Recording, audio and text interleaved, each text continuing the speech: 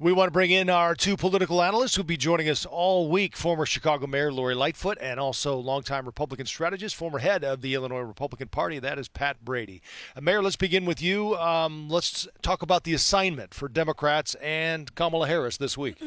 Well, first, I think they've got to demonstrate their unity. There's been a lot of division, a lot of hand-wringing over these past few months.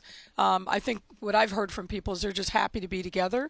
They're excited. They want to be part of this momentum and this, I think, historic opportunity that Vice President Harris's nomination really presents. But they also, I think, have to follow her lead. They've got to be optimistic.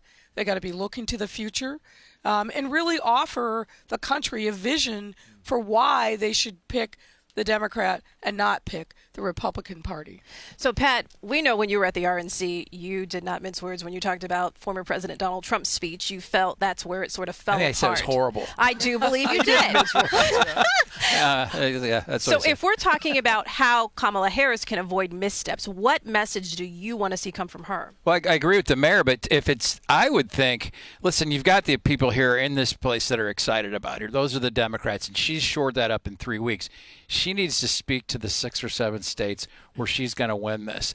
This thing is tight because Democrats came back home, but it's still within a point or two. She needs to talk to and become an acceptable alternative to people in those 6 or 7 swing states if she wants to win this thing. The excitement is great. It's fun. These conventions are a blast. But these people are going to vote for her no matter what. She needs to appeal to a broader audience. Mayor, you've spent years working on this, a couple at least.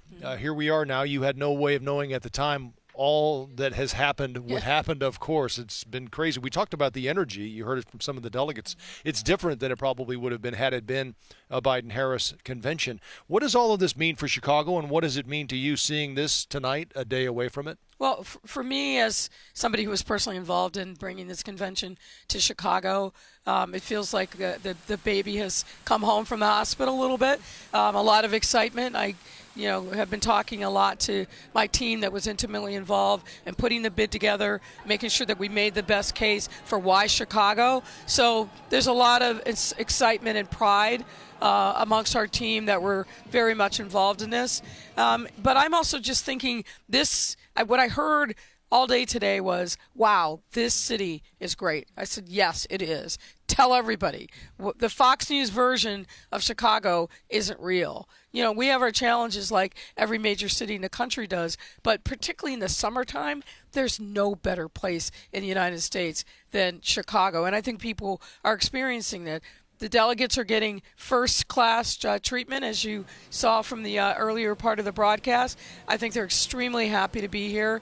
This has got to be a 4-day love letter to the city of Chicago. Okay, so with that love letter going strong, hopefully, for the DNC, according to the mayor, Republicans, though, and particularly former President Trump, has said that the campaigning is not going to stop. Do you agree with that? Is that the right move to have people here in Chicago and across the country on the Republican side campaigning? Oh, absolutely. And this is a contact sport. I mean, and this is going to be, it's a street fight, and they're going to fight hard. And there are issues that Kamala Harris and some of the Democrats' policy positions have taken that the Republicans can make a lot of headway on. And I expect that they will do that. So I think for all the joy here, and I agree with it, it's fun to watch, they need to be prepared and have answers and be ready for a fight for the next 2 or 3 days. Mm-hmm. All right. Well, stay with us. We will have our panel back with us in the next half hour. Yeah, remember this week, CBS News Chicago is your convention headquarters, so stay with us for continuing coverage as the week unfolds.